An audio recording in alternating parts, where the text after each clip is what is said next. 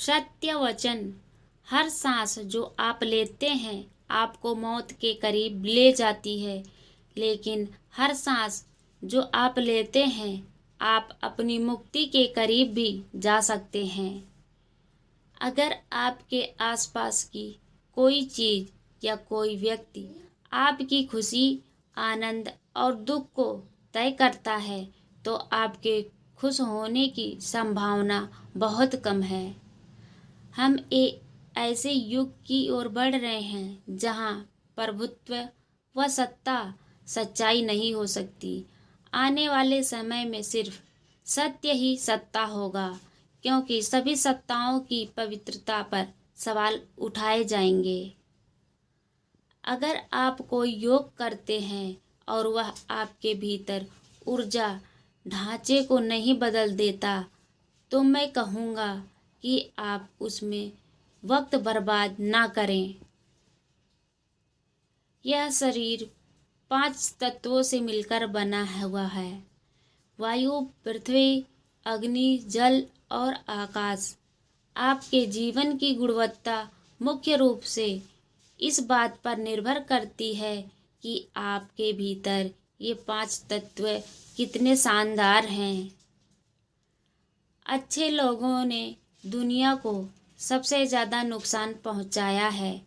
हमें अच्छे लोगों की ज़रूरत नहीं है, हमें खुशहाल और समझदार लोगों की ज़रूरत है।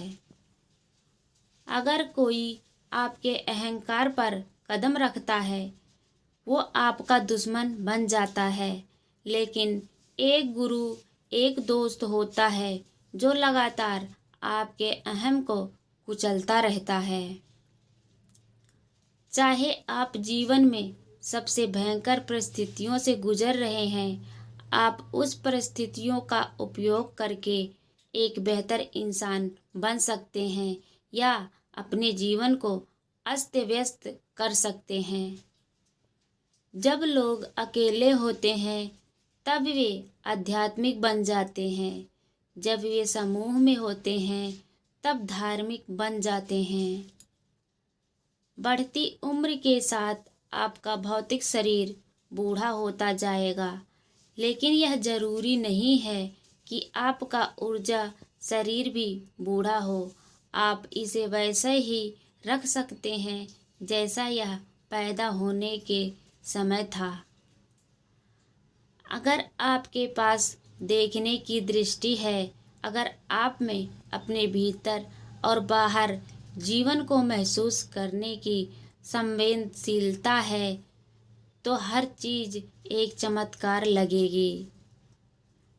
कितना अच्छा होता अगर ये दुनिया छोटे बच्चों द्वारा चलाई जाती, क्योंकि वे किसी और की तुलना में जीवन के ज़्यादा करीब होते हैं।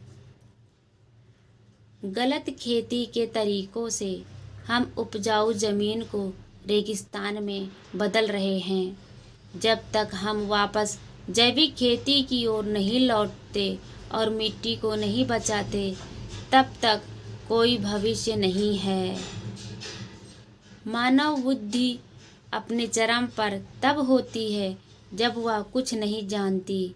अगर आप सोचें आपको सब पता है, तो हर चीज़ के अंतिम निष्कर्ष पर पहुंच जाएंगे। फिर किसी चीज़ की जानने की संभावना खत्म हो जाती है। आत्मज्ञान का मतलब यह एहसास होना है कि आप अब तक कितने बड़े मूर्ख थे। हर चीज़ यही ठीक आपके भीतर थी और आपको इसकी खबर तक नहीं थी। जाते ही शमशान में मिट गई सब लकीर, पास पास जल रहे थे राजा और फकीर। निशब्द हो जाता हूँ जब देखता हूँ 2 घड़ी की रोटी के लिए इतनी मेहनत, और एक हम नमक ज़्यादा है कहकर थाली खिसका देते हैं।